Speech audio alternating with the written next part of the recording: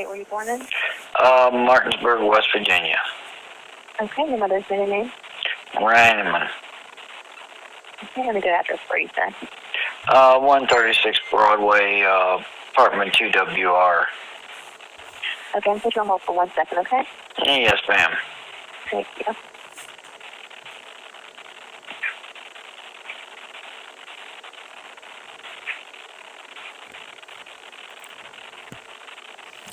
I'm authorized U.S. magistrate on 18C2, concurrence of 12C869. And it's going to go into some issues about what's going on with disability and all. However, the fact of the matter is you will hear in this where my authorization doesn't change as a U.S. judge. And these special guests.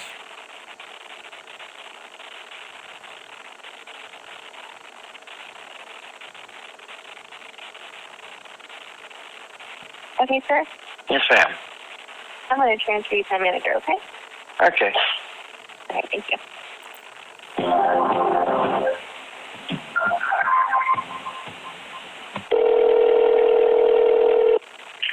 Social Security, Mrs. Castlehorn.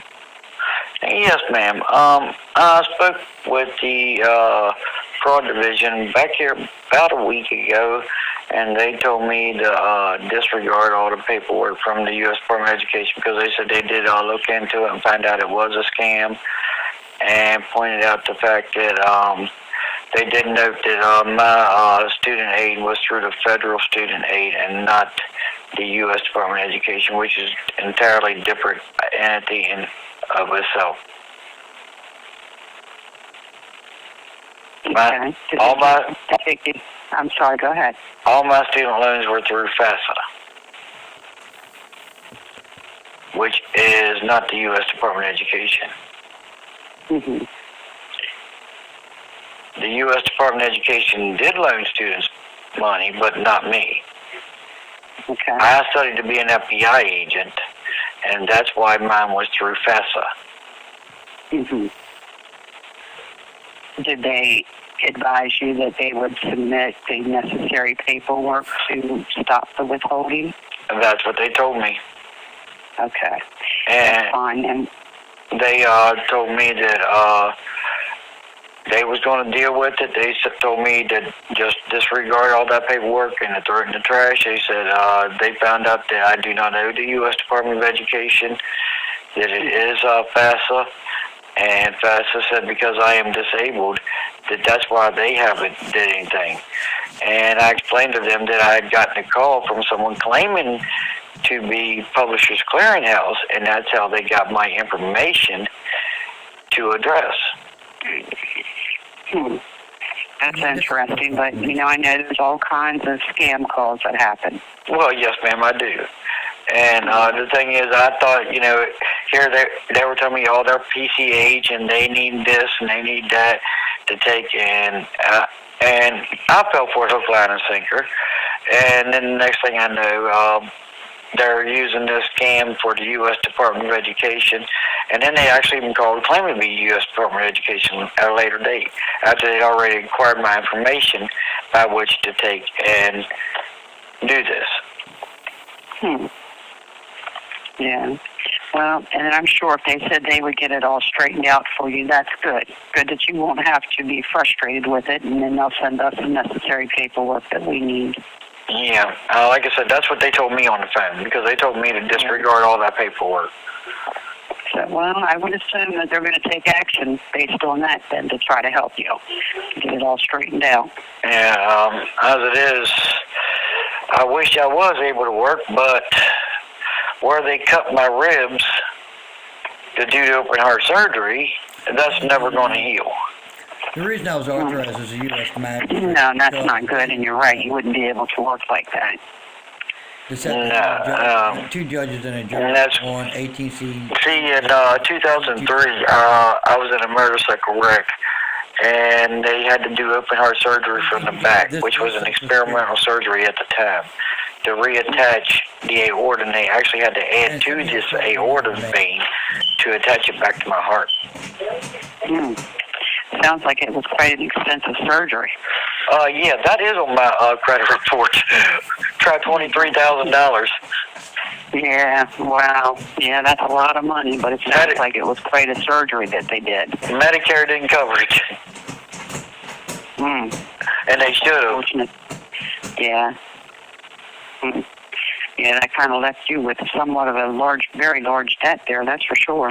And the thing is, no, there's no way I can work because, like they said once your ribs are cut in the back, they'll never heal. And I didn't know that either. That's interesting. But, I'm sure they know, and you know for a fact what has. Yeah. Yeah, I was pronounced dead. That's terrible. But you were very fortunate that you were able to get there and that they were able to do the surgery. Of course, I'm leaving. No, I think it was God's will. And the thing of the matter is, I still got the scars on the front of my chest where they actually had 2 tubes going in to pump the blood out of my lungs. Oh, my. Because both my lungs were filled up with blood. And they said nobody normally survives, but for some reason you did, and that's why we did the surgery. Yeah, well, good. Yeah, that's good. Yeah, so I guess you're very, like you said, very fortunate that you lived through it to be able to talk about it. I lived through it to take care of my family. Right. And I'm sure that's what kept and that was something I did want to look into. My daughter takes care of our granddaughter. What I wanted to look into is she is a caregiver for her granddaughter.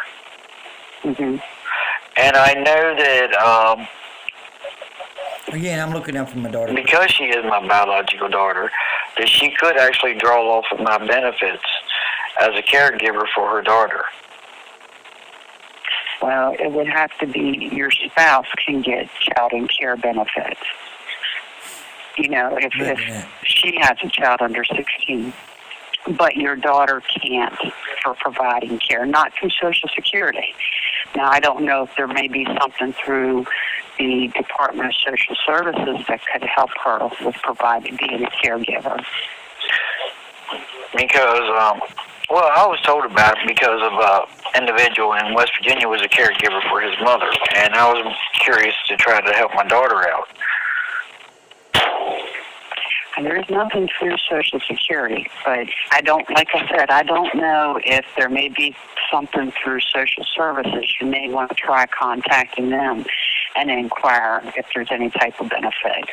And another thing I need to look into is, my fiance / spouse, we're not married, but we've been together like 4 years.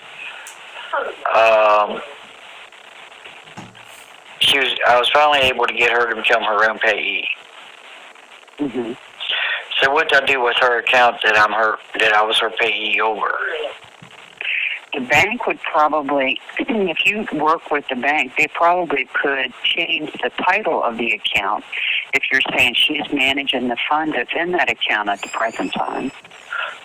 She was just made her payee, and I think that they're going to use her other account. But I told her we're probably going to have to go to the bank, and where I'm her payee on this account, they're probably going to transfer it over to her.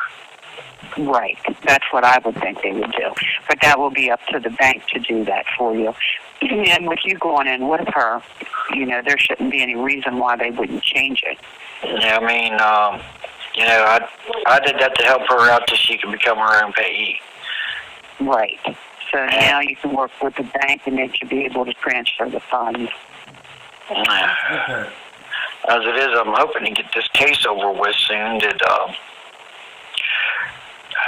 I was authorized on by.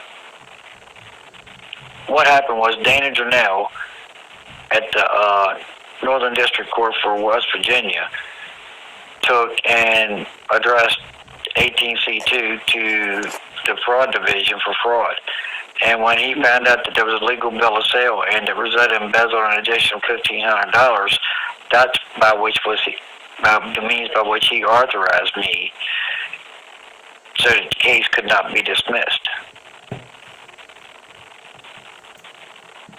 So then like you said, hopefully soon that case gets over and all resolved then.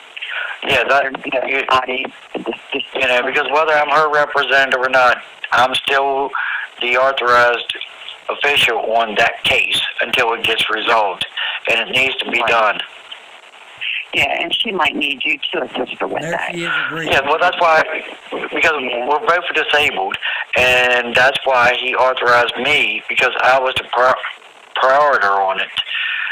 On 18C2, he authorized me to use the code 416 as a magistrate on it, so it couldn't be dismissed and get it over with, so that they couldn't try to sweep it under the rug.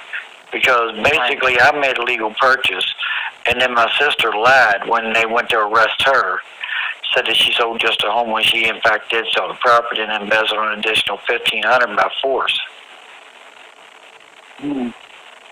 Yeah, it sounds like that's quite an involved case too. It is. It is an involved case. And see, And that's why, I've been on the phone off and on. there you heard the Social Security. Sounds like it's quite an involved case. Admitting that my authorization doesn't change, for one. For two, again, it is a quite involved case because Dana Janelle decided since they knew that I took the state's witness to court on the case in 2008 and 2011 and 12C90 and beat him in court, they figured, well, they was going to hang not only the jury, but they hung 2 judges and the jury on 18C2 and 18C279. So that's why I was authorized as a U.S. magistrate. And let's see what we got here.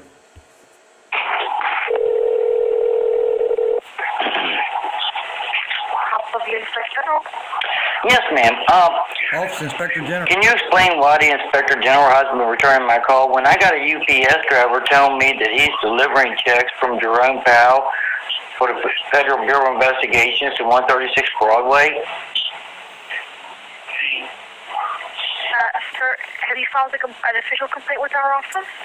Ma'am, I'm a U.S. judge. I don't file a complaint. I address charges. And that's why the inspector, he needs to be, they just told me to call his number, and they said this is his number, and they said he's supposed to be returning my call because... Plain and simple. I'm a U.S. judge. This ain't going away. There it is.